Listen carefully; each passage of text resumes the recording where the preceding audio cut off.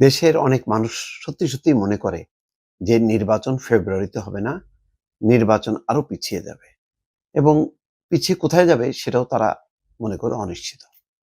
অনেকেই বলেন মুখে, কিন্তু এটা কখন আরো বেশি মানুষের মধ্যে এই অনিশ্চয়তাটা দানা বাঁধে বা সত্য হিসেবে প্রতীয়মান হয় যখন দায়িত্বশীল কেউ বলেন যে নির্বাচন পিছিয়ে দেওয়ার চেষ্টা চলছে। আজকে মির্জা ফখরুল ইসলাম আলমগীর কিন্তু বলছেন কোন কোন দল নির্বাচন পিছিয়ে দেওয়ার চেষ্টা করছে। বিএনপির মহাসচিব তিনি, তার মুখ থেকে যখন এমন কথা বলে তাহলে বোঝা যায় যে নিশ্চয়ই তিনি জেনে বুঝেই কথাগুলি বলছেন। আর এই কথাগুলি যখন নাকি পাবলিকলি আসে তখন পাবলিক কি মনে করবে যে না, ফেব্রুয়ারিতে নির্বাচন হবেই প্রথমার্ধে।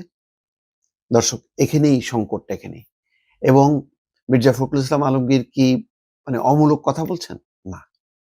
আমি এর আগে বলেছি যে একমাত্র বিএনপি ছাড়া প্রকাশ্য নির্বাচনী তৎপরতা একদম সিরিয়াসলি আর একটা দুইটা দল থাকতে পারে, কিন্তু বিএনপির মতন এত সিরিয়াস। আজকে দেখেন তারা নির্বাচন কমিশনে গেছে, নির্বাচন কমিশনে যে তারা 26টি সম্ভবত প্রস্তাব দিয়ে এসছে যে কিভাবে নির্বাচনটা সুষ্ঠু নিরপেক্ষ হবে। তারপরে তারা বিভাগওয়ারি জেলাওয়ারি বৈঠক করছে প্রত্যাশীদের নিয়ে। এইরকম তৎপরতা কয়টা দলের মধ্যে আছে? এনসিপির মধ্যে আছে? নেই। জামাত ইসলাম ক্যাডার ভিত্তিক দল, তাদের তো এরকম দরকার নেই। তারা প্রতিটা আসনেই তাদের ক্যান্ডিডেট নাকি নির্ধারিত, যার ফলে তৎপরতা নেই। যেটা আছে সেটা হলো তাদের এক ধরনের আন্দোলন, এক ধরনের দাবি। সেটা কি? গণভোট হইতে হবে, পিআর হইতে হবে, না হইলে নির্বাচন হবে না। আজকে তো ডাক্তার শফিকুর রহমান একেবারে ওপেনলি বলেছেন যে দাবি যদি মানা না হয় তাহলে জামাত ভাববে নির্বাচনে যাবে কিনা। এইরকম একটা অবস্থান যখন থাকে তখন তো তাহলে বিএনপির পরেই এই হচ্ছে অবস্থা, জামাতের বক্তব্য। তারপরে এনসিপি বলছে শাপলা না পেলে তারা নির্বাচন করবে না। তাহলে কে করবে নির্বাচনটা? করবে কি?